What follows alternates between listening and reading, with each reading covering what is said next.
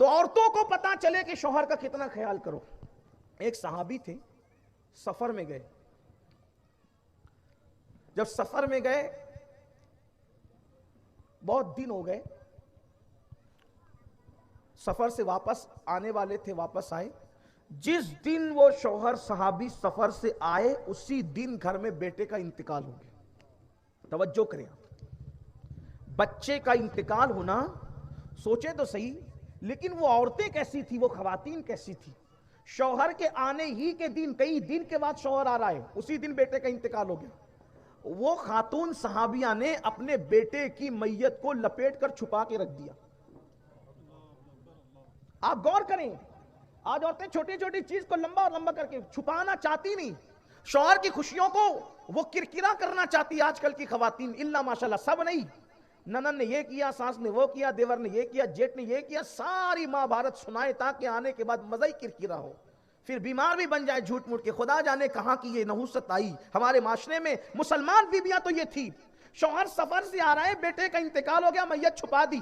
میں ان ماؤں سے کہتا ہوں, ذرا سوچو تو صحیح کہ ایک بیوی اپنے شوہر کی خوشی کے لیے اپنے مرے ہوئے بیٹے کو چھپا رہی ہے. ذرا سوچو تو کس مقام پر ہے شوہر کا مرتبہ, کس خیال پر ہے شوہر کی خوشی, کتنی عزیز ہے شوہر کی خوشی, کہ ماں نے اپنے سینے پہ کیسے پتھر رکھ کر کے لاش چھپائی ہو, چھپا دیا.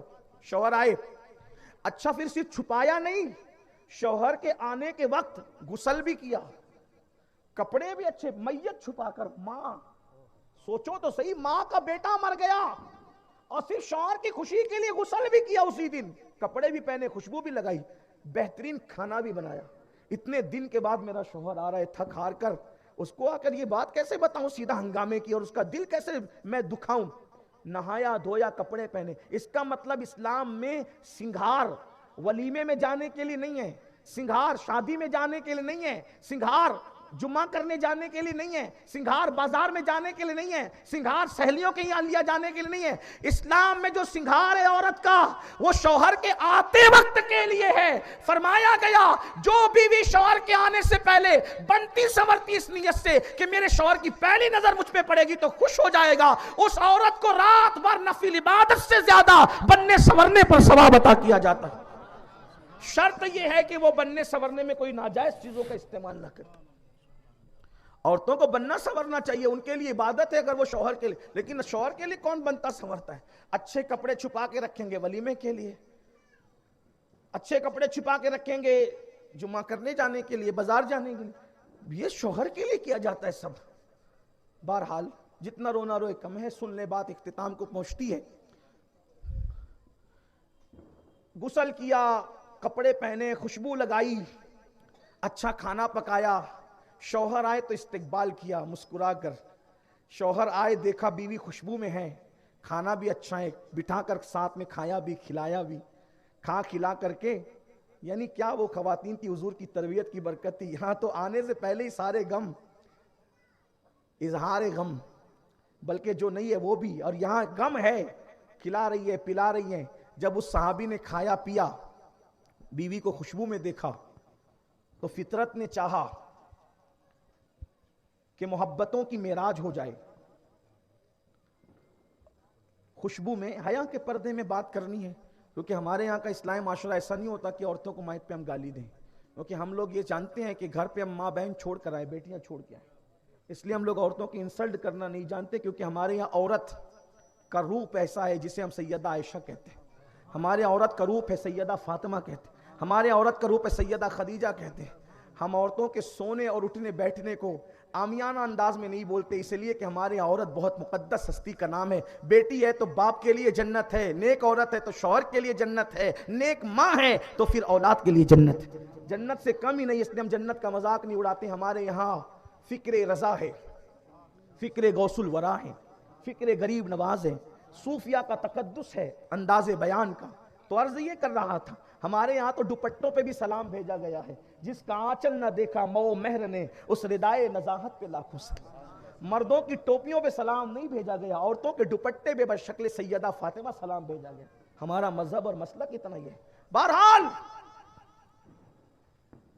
جب بیوی کو خوبصورت لباس میں کھانا کھانے کے بعد, پیٹ بھرنے کے بعد دیکھا, فطرت کے تقاضے نے چاہا کہ محبتوں کی معراج ہو جائے, اور پھر قدم بڑھے تو وظیفہ زوجیت بھی ادا کر لیا، اور وظیفہ زوجیت ادا کرنے کے بعد جب غسل سے دونوں فارغ ہوئے، یعنی کہ ساری خوشیاں شوہر کو دینے کے بعد اب شوہر کو لے کر کے بیٹھی اور بیٹھ کر کے کہتی ہے، یہ صحابیہ ہے جس کا نام ہے ام سلیم، یہ ام سلیم کا واقعہ، سیدہ ام سلیم شوہر کو لے کے بیٹھی کہ ایک بات پوچھنی ہے۔ دیکھو اب غم کی بات شوہر کے سامنے رکھنا کیسے ہے، کس طرح رکھ رہی ہیں؟ کہ ایک بات پوچھنی ہے۔ کہ پوچھو۔ کہا کہ اگر کوئی اپنی امانت کسی کے پاس رکھے، انداز دیکھیں، کوئی اپنی امانت کسی کے پاس رکھے اور پھر وہ وقت پر امانت واپس لے لے، تو جس امین کے پاس امانت رکھی گئی ہے کیا اس امین کو امانت والے کی امانت واپس لینے پہ کوئی ناراض ہونا چاہیے، کوئی دکھی ہونا چاہیے، کوئی تکلیف ہونا چاہیے؟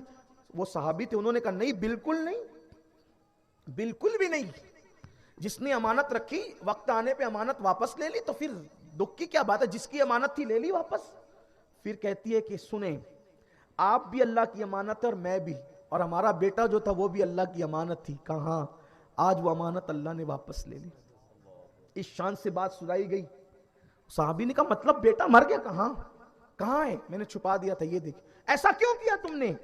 اس لیے کہ اگر آپ آتے اور دکھ کی خبر سناتی، اتنی دور سے آئے تھے، اس دور کا سفر بھی کتنا سفر تھا، کیسا سفر تھا، اتنے دور سے تھک ہار کر کے آئے تھے، اگر پہلے خبر سناتی تو آپ کھاتے کب، آپ وظیفہ زوجیت کب ادا کرتے، آپ بھوکے رہ جاتے، تھکن میں تکلیف ہوتی آپ کو۔ آپ کی خوشی کے لیے میں نے دل پہ پتھر رکھا، ماں ہونے کے باوجود بھی ممتا کا گلا میں نے گھونٹنے کی کوشش کی آپ کی خوشی کے لیے۔ اللہ اکبر۔ ادھر یہ باتیں ہو رہی تھی، ادھر اس صحابیہ کو میرے نبی جنت کی بشارت عطا فرما دے۔